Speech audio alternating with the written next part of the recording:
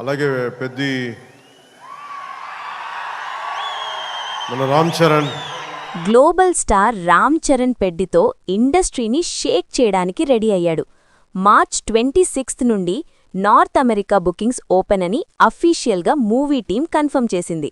అంటే US ప్రీమియర్స్లో already Storm start అయిపోయింది అని అర్థం.